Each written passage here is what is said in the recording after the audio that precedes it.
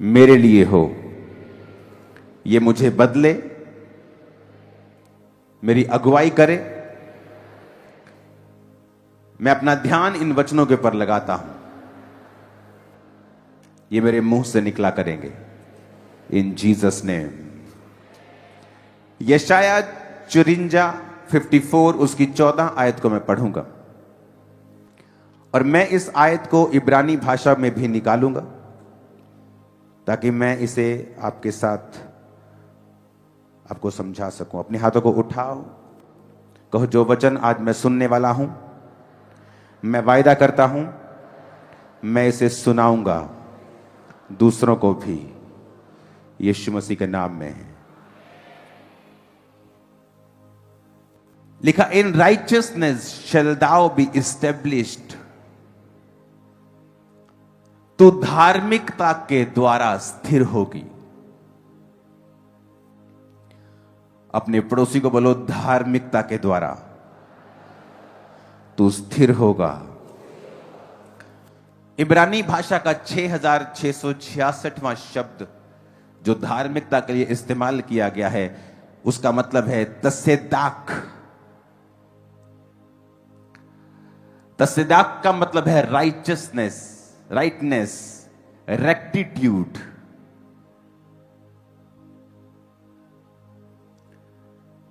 इसका मतलब है मोरली राइट होना। अगर हम इसे गूगल पे पढ़ेंगे रेक्टिट्यूड को, तो rectitude is a noun referring to the quality of being morally correct, honest and upright in behaviour और जजमेंट। कि परमेश्वर ने कहा तू रेक्टिट्यूड के द्वारा, यानी तू जब अपराइट होगा, जब तू ऑनेस्ट होगा और मोरली करेक्ट होगा, उसके द्वारा तू इस्टेब्लिश होगा। मैं अपने जो स्पिरिचुअल सन्स हैं, क्योंकि इस मेंटरशिप में 2800 स्पिरिचुअल सन्स और डॉटर्स हैं मिनिस्ट्री में, जो पास्टर्स हैं, जब वो आते हैं तो 90% में उनको यही समझाता हूं कि आप दो तरीके से अपनी चर्च को ग्रो कर सकते हो। एक है विद गिफ्ट्स, कि आपके पास हीलिंग का वरदान है, आपके पास प्रोफेटिक का वरदान है, आपके पास मिरेकल्स का वरदान है, आपके पास गैर भाषाओं का वरदान है, आपके पास सामर्थ का वरदान है, ले हैंड करने का वरदान है। आप डेमोन्स्ट्रेट कर रहे हैं पावर को और लोग हैरान होंगे और लोग हील होंगे, डिलीवर होंगे और आपके चर्च में आएंगे। और दूसरा तरीका है मोरली करेक्ट होना और राइचियसनेस में चलना, साथ साथ वरदानों में भी चलना। कुछ लोग जब वरदानों को अपने जीवन में पा लेते हैं, एक समय आता है वो मोरली करप्ट हो जाते हैं। जिस तरह लोग बोलते हैं कि ये बैंक करप्ट हो गया, यानी ये अब पैसों में बैंक करप्ट हो गया, इसने बैंक का पैसा देना है, लोगों का पैसा देना, ये खाली हो गया, उसे बैंक करप्ट। कुछ लोग मोरली करप्ट हो जाते हैं। वो वरदानों का इस्तेमाल तो करते रहते हैं, लेकिन जो मोरली, जो राइचियसनेस है उनकी जिंदगियों से चली जाती है, व्यभिचार के कारण या और किसी पाप के कारण जो परमेश्वर को पसंद नहीं है।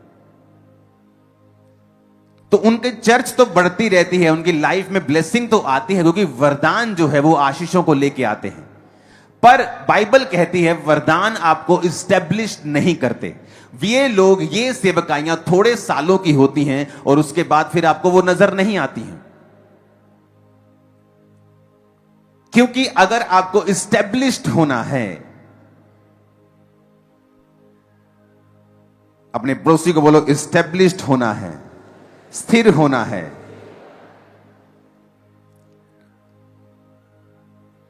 एक है कि आपको स्थिरता चाहिए अपनी लाइफ में, आपके फाइनेंस में, आपकी सेवकाई में, आपकी पर्सनल लाइफ में, कि आप इस्टेब्लिश्ड होना चाहते हैं।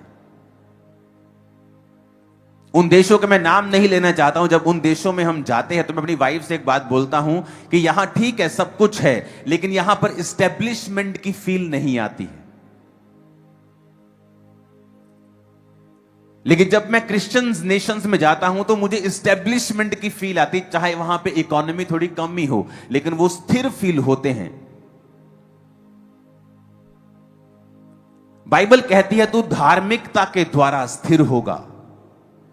रेक्टिट्यूड के द्वारा, तसद्दाक के द्वारा तू स्थिर होगा, और जिसका मतलब है मोरली करेक्ट होना।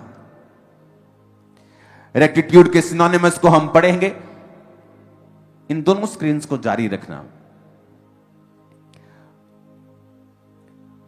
जिसका मतलब है integrity.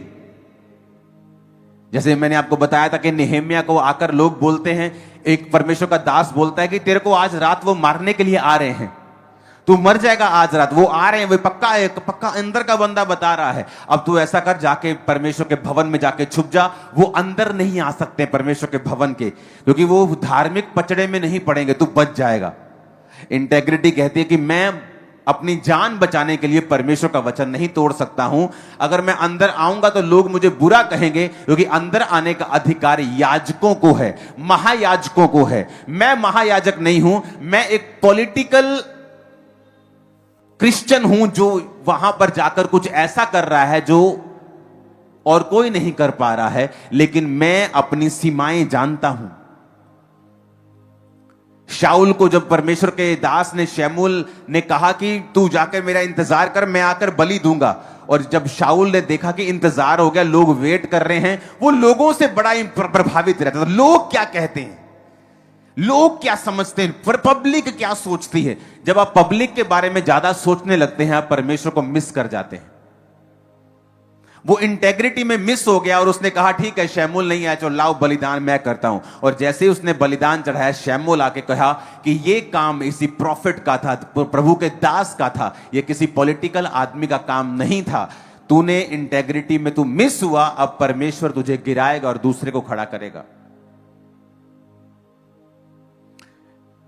Righteousness, integrity, honesty, virtue, principle, uprightness, morality कि लाइफ के प्रिंसिपल ही नहीं है कोई। आज किसी चर्च, परसों किसी चर्च, कोई प्रिंसिपल नहीं है लाइफ का। लिखा तू धार्मिकता के द्वारा स्थिर होगा। अगर तुम्हें लाइफ में स्थिरता चाहिए और इस्टेब्लिशमेंट चाहिए, हिंदी का वर्ड सही नहीं है स्थिर, स्थिर से कहीं ऊपर है इस्टेब्लिशमेंट। इस्टेब्लिशमेंट का मतलब है जिस तरह एक बहुत बड़ा पेड़ जिसने जड़ पकड़ ली है और उसकी जड़ें कई फीट तक फैल गई हैं, नीचे चली गई हैं, वो जड़ पकड़ रखा है, वो मजबूत हो गया है, वो उसे कहते हैं इस्टेब्लिशमेंट। ऐसा व्यक्ति जिसको इस्टेब्लिश परमेश्वर ने कर दिया है, जिसे शैतान नहीं हिला सकता, विरोध नहीं हिला सकता, जिसको परमेश्वर ने स्थिर कर दिया है, इस्टेब्लिश कर दिया, जिसे परमेश्वर ने ब्लेस कर दिया है, जिसे परमेश्वर ने, कितने मेरी बात को समझ पा रहे हैं? उसने कहा ऑनेस्टी, राइचियसनेस, इंटेग्रिटी, कि आप परमेश्वर के वचन को ब्रेक नहीं करते हैं और मोरली करप्ट नहीं हैं आप। फिर से पढ़ेंगे तसेदाक को, जिसका मतलब है 6666वां शब्द। और ये जिस शब्द से निकला है तसेदाक, जिसका मतलब है धार्मिकता, यह निकला है तसद्दाक से, उससे छोटा शब्द 6663वां शब्द, जिसका मतलब है to be right in moral और फोरेंसिक सेंस। मॉरल सेंस में राइट होना। अब यह कैसे होगा? अब वहां पर यूसुफ एक घर में काम कर रहा है और परमेश्वर ने उसको बढ़ा दिया है, और उसकी मालकिन उस पर गंदी आंख रखती है। और यूसुफ वहां पर क्या कहता है, क्योंकि वचन अभी तक नहीं आया था कि तू व्यभिचार ना करना। वचन आया मूसा के बाद, जब मूसा इस्राएलियों को ले आया मिस्र से, और रास्ते में जब वो जा रहे थे, उसके कई दिनों के बाद यह वचन आया था कि तू व्यभिचार ना करना। उससे पहले यह वचन परमेश्वर का लिखा हुआ कहीं नहीं था कि तू व्यभिचार ना करना। पर बाइबल कहती है कि जब यूसुफ ने अपनी मालकिन को बताया कि मेरे मालिक ने सारा कुछ मेरे हाथ में कर दिया है, वो नहीं देखता कि कितनी कनक उगी है, वो नहीं देखता किसको कितना ठेका दिया है, किससे कितना पैसा लिया है, उसने सारा कुछ मेरे हाथ में कर दिया। क्या अब यह सही होगा कि उसी की बीवी के साथ मैं गलत काम करूं? मैं मोरली करप्ट हो जाऊंगा और बाइबल कहती है जब तुम मोरली करप्ट हो, तुम राइचियसनेस की पदवी को छोड़ रहे हो, तुम ब्लेस हो सकते हो, लेकिन वो स्थिरता, वो स्टेब्लिशमेंट कभी तुम्हारी लाइफ में नहीं आएगी। तुम खुले होगे अटैक्स के लिए, तुम खुले होगे एक्सीडेंट्स के लिए। कभी कुछ भी बुरी घटना होगी और तुम्हारा कमाया खिलाया पिलाया सब व्यर्थ हो जाएगा और तुम उसी जीरो पे आ जाओगे जहां से तुमने शुरू किया, और हो सकता है जीरो से भी नीचे चले जाओ। वो कहता है उसने मोरली अपने आप को करप्ट नहीं होने दिया। परमेश्वर ने आपको एक ड्यूटी दी, आपको एक काम दिया, उसमें आप मोरली करप्ट हो सकते हैं चोरी करके। आपको पैसे का लालच आ गया, गेहजी को पैसे का लालच आ गया और वो मोरली करप्ट हुआ। जब वो राइचियसनेस से बाहर आया तो शैतान ने उसको कोड़ी कर दिया। वो स्थिरता, वो इस्टेब्लिशमेंट जो एलिया और अलीशा में हम देखते हैं, हम गेहजी में नहीं देखते। जबकि वचन ये कहता है, हमें समझाता है कि जो गेहजी था दिमाग का ज्यादा बारीक आदमी था, वो ज्यादा समझ, ज्यादा बुद्धि रखने वाला बारीक आदमी, चीजों को समझता था। एक ही घर में एलिया, अलीशा और वो एलीशा और गेहजी जाते हैं, लेकिन अलीशा को नहीं मालूम उस घर में क्या चल रहा है, लेकिन गेहजी को पता है कि इसके बेटा नहीं है। उसकी पार की नजर है, वो बड़ा चालाक है, वो बड़ा बुद्धिमान है। लेकिन जब आप मोरली करप्ट हो जाते हैं, जब आप कैरेक्टर में करप्ट हो जाते हैं और गिर जाते हैं, वही आपकी बुद्धिमानी आपके खिलाफ काम करने लगती है और आप वही करने लगते हैं जो आपको गिराएगा, जो आपको शर्मिंदा करेगा, जो आपको नीचे करेगा, जो आपको ऊपर नहीं रखेगा। अगर आप मोरली करप्ट नहीं हैं तो आप अपने दुश्मन का भी नुकसान नहीं करेंगे, जब आपके पास नुकसान करने की पावर भी होगी और लोग भी होंगे और पैसा भी होगा। यहां पर यूसुफ मोरली करप्ट नहीं हुआ। उसने कहीं नहीं लिखा, कहां लिखा है परमेश्वर ने कि तू व्यभिचार, वो तो मुझसे प्यार करती, मैं भी उससे प्यार करता हूं। ये प्यार का नाम देके व्यभिचार किया जा सकता था, लेकिन वहां उसने मोरली अपने आप को बचा के रखा, अपने आप को सेफ रखा, क्योंकि जो परमेश्वर आपको देना चाहता है वो शैतान आपको कभी नहीं दे सकता, बल्कि वो देने का वायदा करके आपसे छीनता है।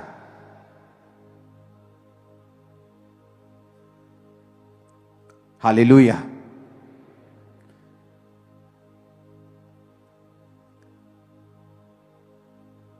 फिर से पढ़ेंगे जैसे दाख को 6666, उसमें लिखा है कि राइचियसनेस का मतलब है rightness, rectitude, justice, Morli right होना।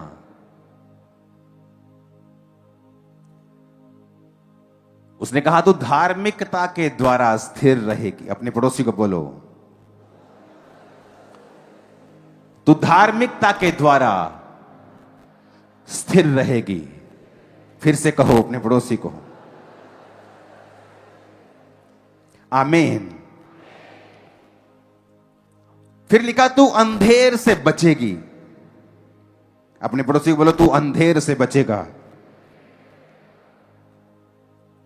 अंधेर का अगर आप इब्रानी भाषा पढ़े, जिसमें लिखा है डिस्ट्रेस, फ्रॉड, इंजरी, ऑपरेशन। कहता जब तू राइचियसनेस में चलेगा और धार्मिकता में चलेगा, तू अंधेर से बचेगा, इंजरी से बच जाएगा, ऑपरेशन से बच जाएगा। फ्यूचर में तेरे दिमाग पे कोई प्रेशर नहीं होगा, तेरे दिमाग पर कोई बोझ नहीं होगा, शैतान तुझे ऑप्रेस नहीं कर पाएगा, डिप्रेस नहीं कर पाएगा। तू फ्रॉड से बचेगा, तेरे आंखें बिल्कुल क्लियर होंगी, तुझे मालूम होगा कौन तेरे साथ है और कौन तेरे साथ नहीं है, तो बिल्कुल फ्रॉड से बच के रहेगा।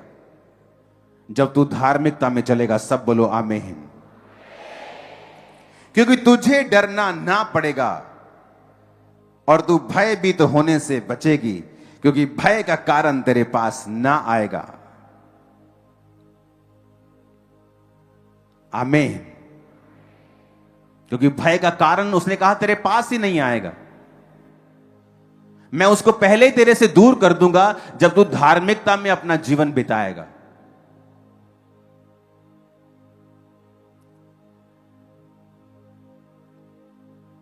हालेलुया।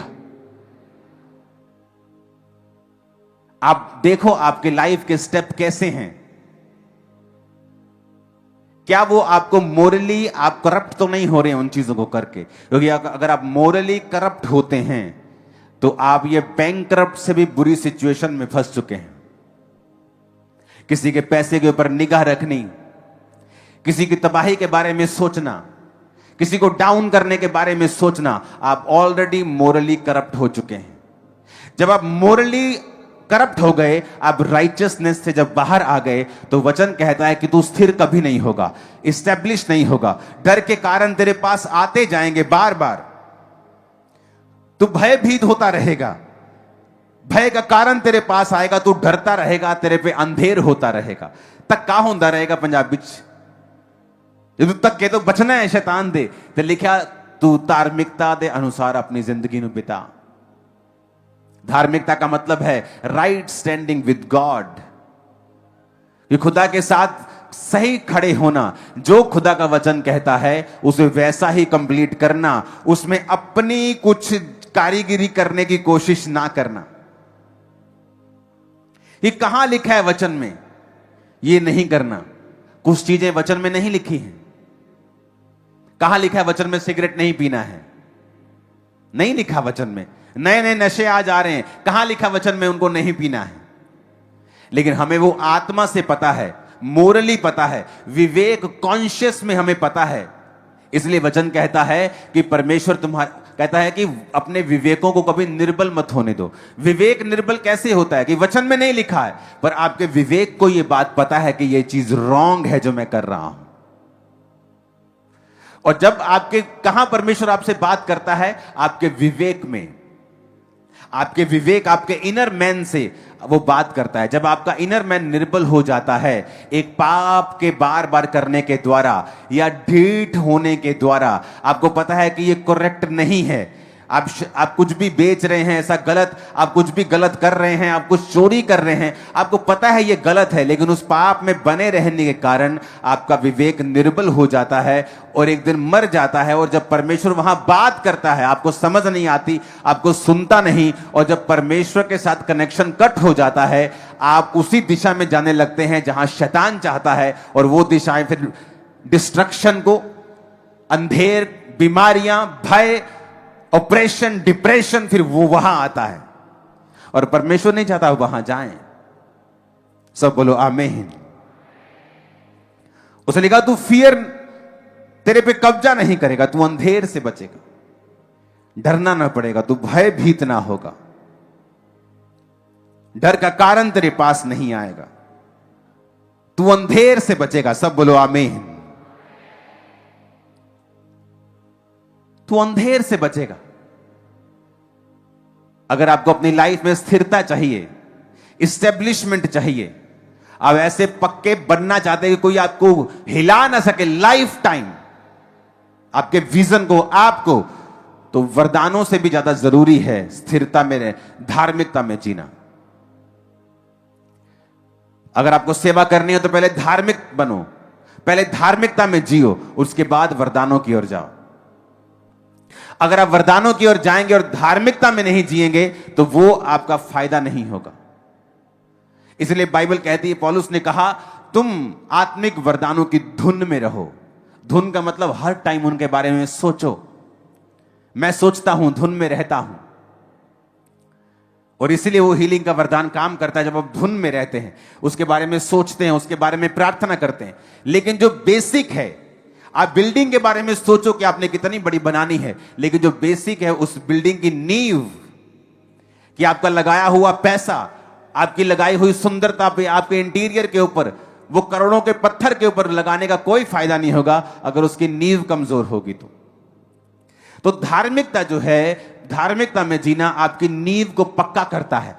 जब आपकी नींव पक्की हो जाती है, आप जैसा घर बनाना चाहते हैं, जितना सुंदर, जितना बड़ा, जितना शानदार आप बना पाएंगे और कोई माई का लाल उसको गिरा नहीं पाए, किसी में हिम्मत नहीं होगी।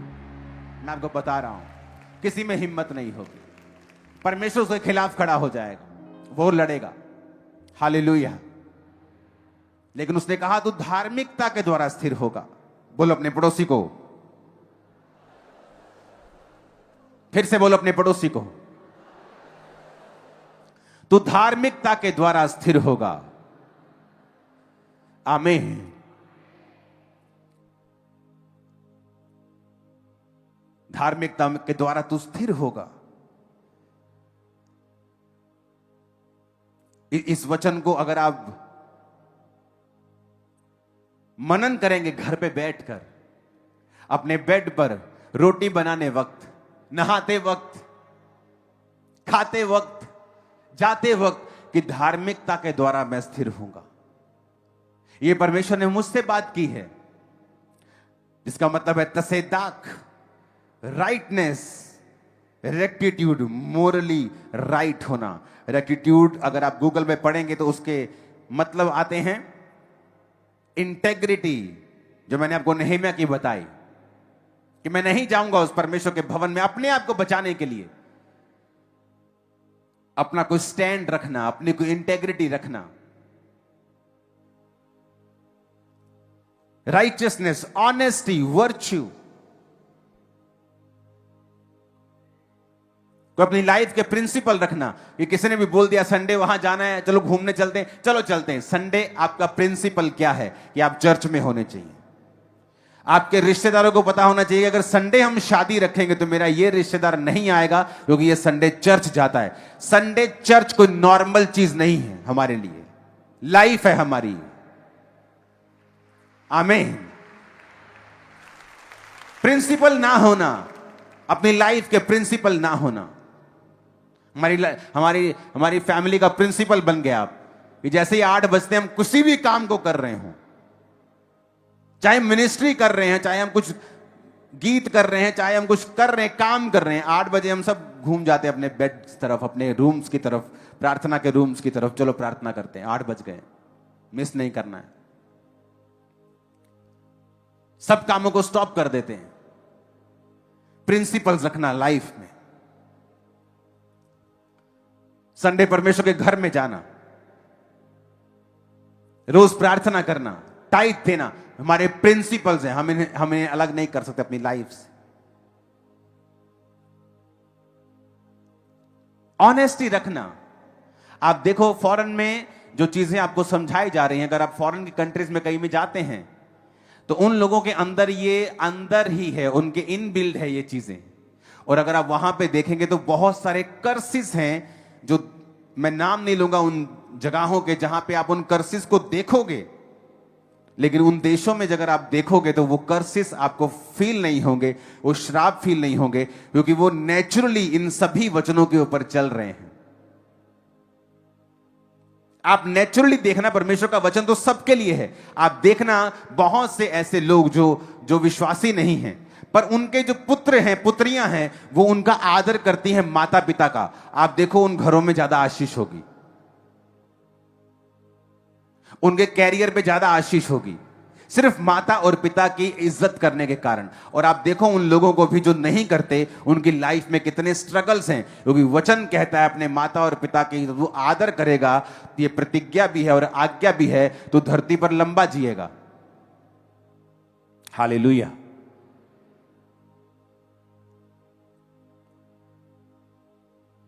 अपने पड़ोसी को बोलो राइचियसनेस में, धार्मिकता में जीना है, ऑनेस्टी में जीना है।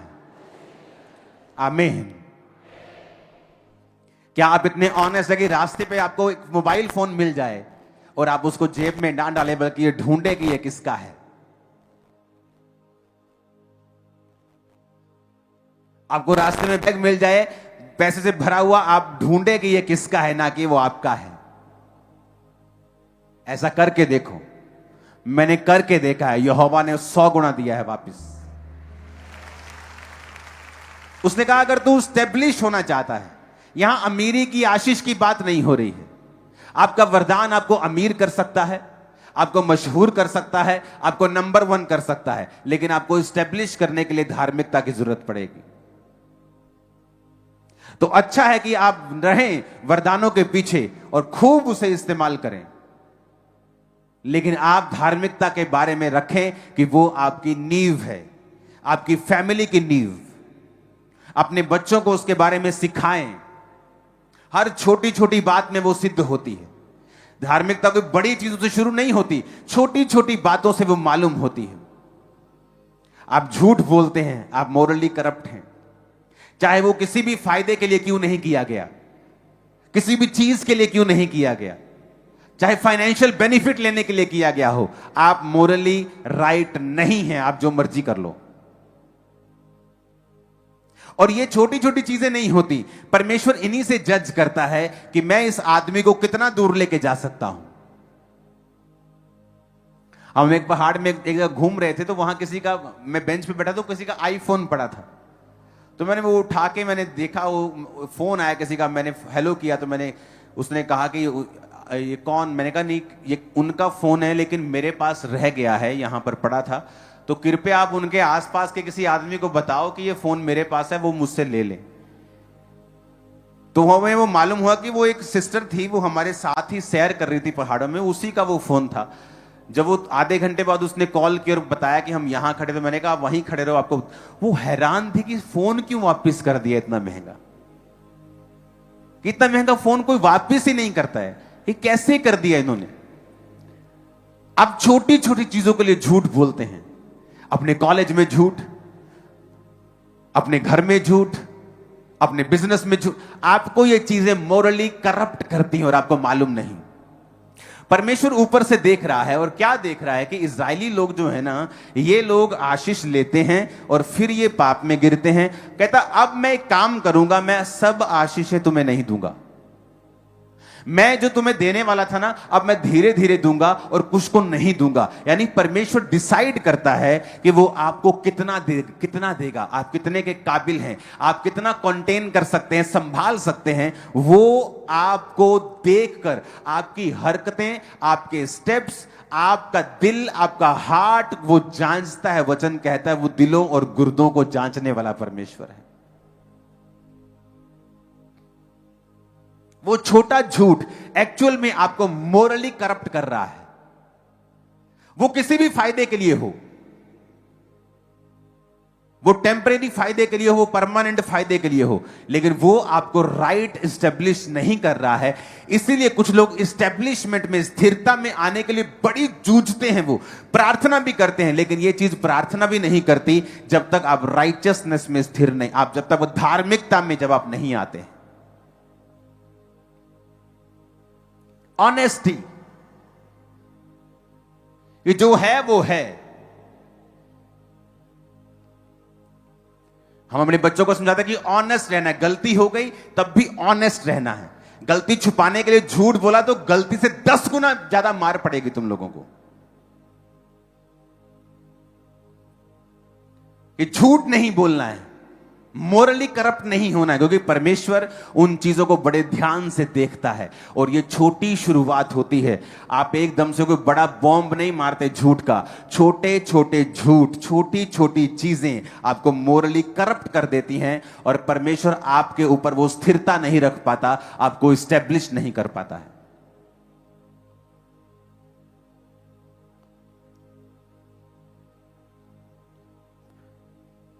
जब दाऊद के भाई चराने के लिए जाते थे, या यूसुफ के भाई भेड़ बकरे को चराने के लिए जाते होंगे, तो क्या झूठ बोल रहे हो, कितना झूठ बोलते हैं। यही बस ज्यादा कि भेड़ मर गई है, भेड़ खाने के बाद बोल दिया भेड़ मर गई है। कितना है, 2-3 हजार रुपए, 10,000 रुपए, क्या होता है, कुछ नहीं। लेकिन परमेश्वर उसे वैसा नहीं लेता जैसा हम लेते हैं। परमेश्वर उसे देखता है फ्यूचर में मैं इसको कहां ले जा सकता हूं, ये कितने काबिल है, मैं इसको कितना दे सकता हूं, क्या ये कंटेन कर सकता है, क्या ये संभाल सकता है उस मसे को। अगर ये मोरली फेल है तो परमेश्वर कई लोगों पर मसा भी नहीं उंडेलता है, उनको सामर्थ्य भी नहीं देता है।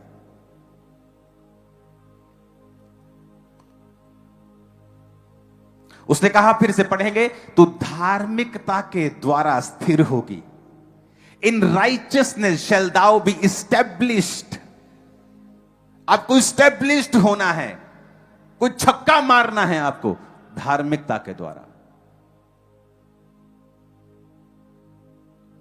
तू धार्मिकता के द्वारा स्थिर होगी और अंधेर से बचेगी। तुझे डरना ना पड़ेगा, तू भयभीत होने से बचेगी, भय का कारण तेरे पास नहीं आएगा। कितनी ब्लेसिंग्स हैं।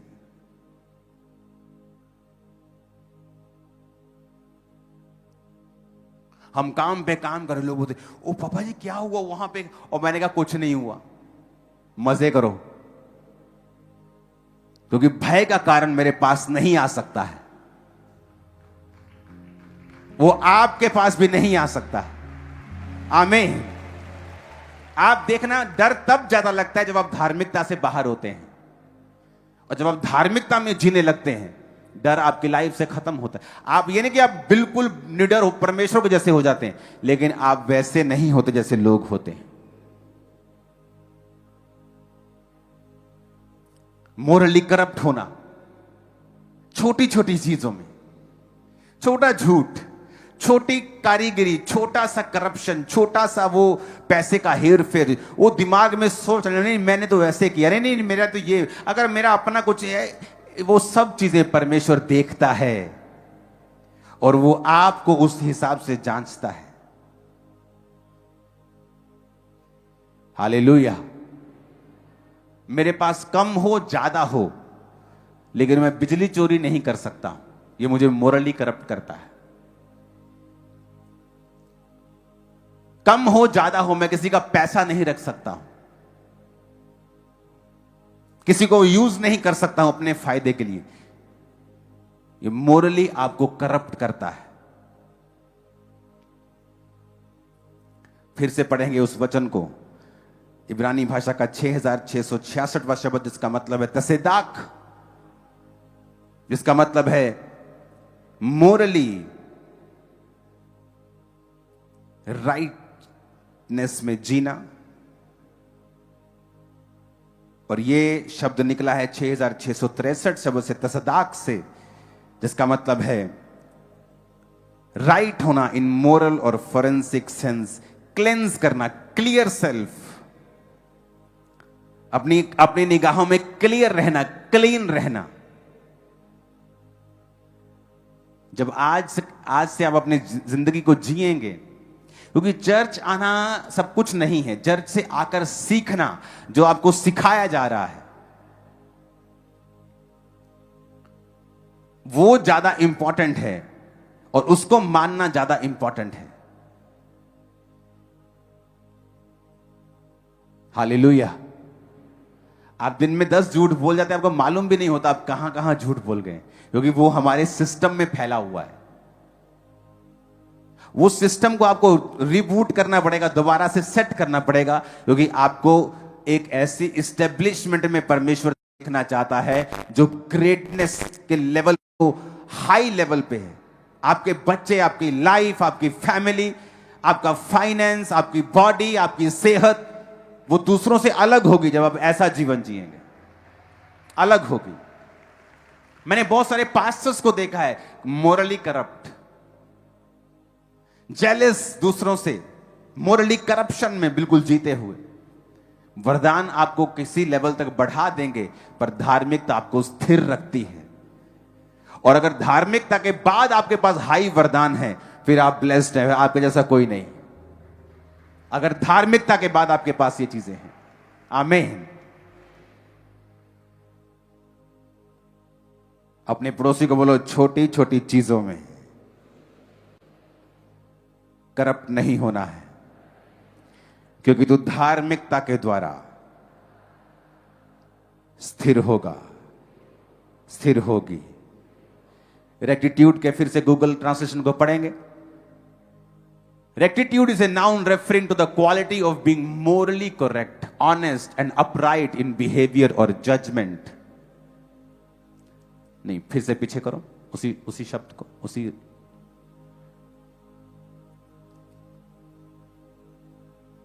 कहता है ये हाई मॉरल प्रिंसिपल को स्ट्रिक्टली अप्लाई होने देता, strictly high moral principles and integrity. High बंदे का मोरल हाई, मॉरली ये हाई लेवल के ऊपर है। छोटा सा भी करप्शन बर्दाश्त नहीं, छोटा सा भी झूठ बर्दाश्त नहीं।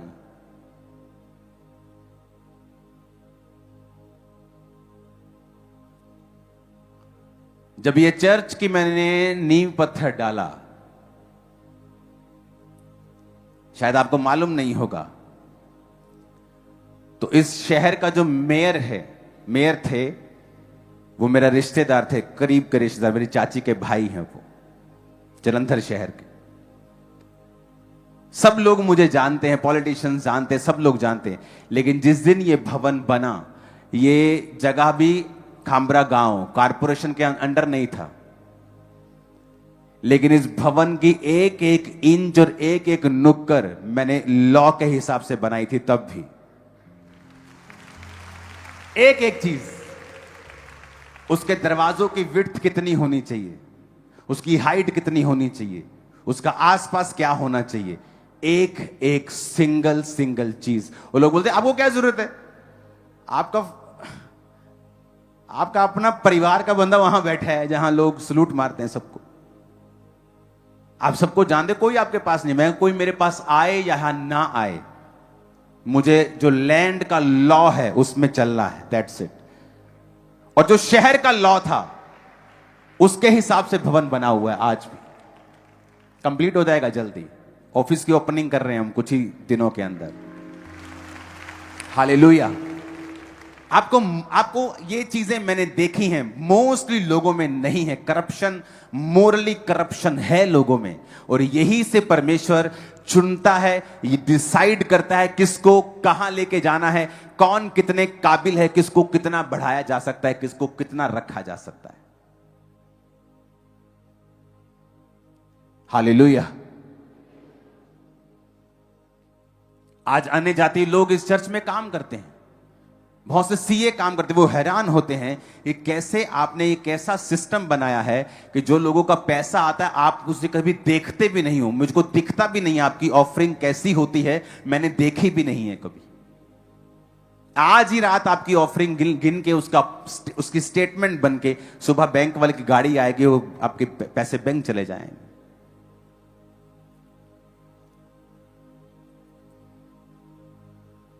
जब यहां पर लोग आए थे रिश्तेदार, तो बोलते थे कि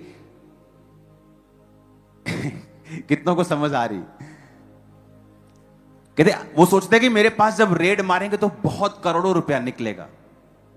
मैंने कहा अगर मेरे घर में करोड़ों निकलेंगे तो फिर मैं संत काहे का हूं।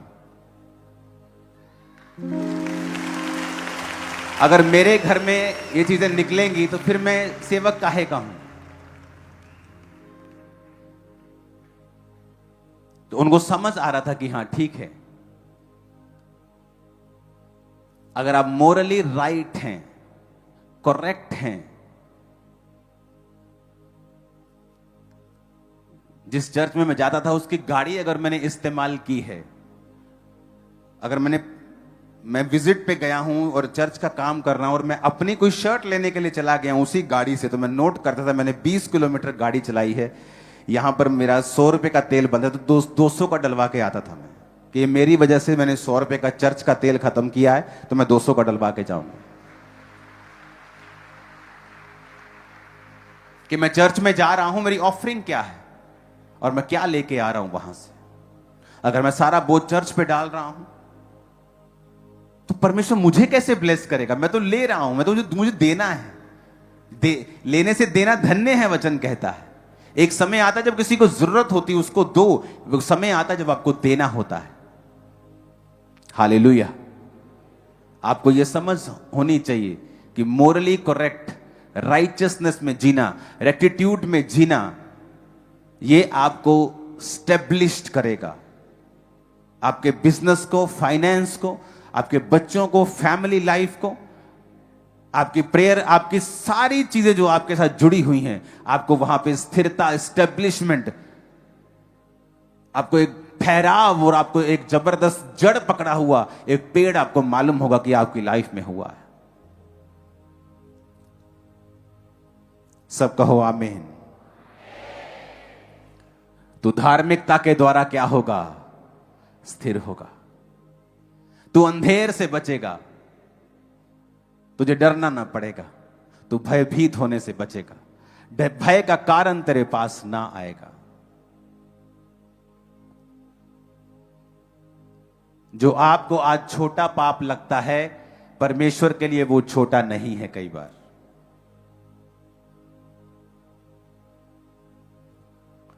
एसाव और याकूब ने क्या किया? एक बार के भोजन के बदले उसने कहा मेरा पहलोठे होने का पद तेरा। चाहे वो 2 मिनट ही बड़ा था, जुड़वा भाई थे वो, पर चाहे वो 2 मिनट बड़ा था, लेकिन परमेश्वर की जो प्रतिज्ञा थी वो एसाव के संग थी। तो आज हम ऐसा बोल रहे होते, अब्राहम इसहाक और एसाव के परमेश्वर, लेकिन उसने अपनी पदवी को एक टाइम दाल के बदले में बेच दिया। आज हम एसाव को याद नहीं करते, याकूब को याद करते हैं। याकूब के 12 गोत्र, याकूब याकूब याकूब, इजराइल इजराइल, इजराइल देश, इजराइल देश थोड़ी है, उसका नाम था याकूब का इजराइल, वहां से देश का नाम पड़ा है।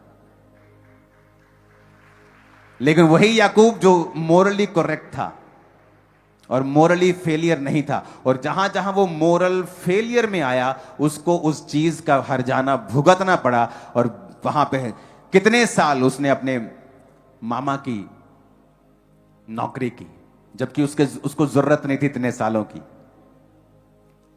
तो जो धार्मिकता से बाहर चलना है वो हमारी लाइफ में स्ट्रगल को लेके आता है, फालतू की टेंशन को लेके आता है, ऑपरेशन को लेके आता है, चीजों को, उन चीजों को लेके आता है जो हमें नहीं चाहिए। और ये चीजें छोटी होती हैं। दाल क्या है? दाल क्या होती है? दाल एक दाल के बदले, खाने के बदले शारीरिक कंट्रोल, मोरली करप्ट की कोई बात नहीं। क्या होता है? सेवक है, कोई बात नहीं, चल वे विचार करते हैं, चल शादी कर लेते हैं। आप अगर मोरली करप्ट हो, आप खड़े होने के काबिल नहीं हो। आप नाम के आगे जो मर्जी लगाई जाओ। अपने हाथों को उठाओ, खुदा से कहो मैं तौबा करता हूं और आज से मैं कोई छोटा बड़ा झूठ, छोटा बड़ा पाप जो मुझे मोरली करप्ट करे, मेरे विवेक से मुझे करप्ट करे, मैं वो नहीं करूंगा, ताकि मैं स्थिर हो सकूं, इस्टेब्लिश हो सकूं। प्रभु यीशु मसीह के सामर्थी नाम में हम मांगते हैं, आमीन। ऊंचा ये आशीष हमारी है चर्च। हालेलुया। अगर ये चीज आपने आज अपने अंदर पैदा कर ली और इसे रूल बना लिया, आप देखो बहुत सारे लोग सेवकाई में बढ़ नहीं पाते हैं मोरली करप्ट होने के कारण। जब आप मोरली करप्ट होते हैं, आप दूसरों को निंदा करते हैं, आप करेक्शन में बातें नहीं बोलते, आप प्रेम में नहीं बोलते, आप फ्यूचर के रिगार्डिंग नहीं बोलते, लेकिन आप जेलसी में बोलते हैं। और मैं कब से आपको बोलता आ रहा था कि अगर आपको सेवकाई में लंबा जीना है तो कृपया अपनी लाइफ में पवित्रताई को अपनाएं, नहीं तो आप नजर नहीं आओगे फ्यूचर में। कृपया अपनी लाइफ में धार्मिकता को पहन लो, क्योंकि ये ज्यादा जरूरी है। वरदान भी जरूरी है, लेकिन ये नींव है हमारी।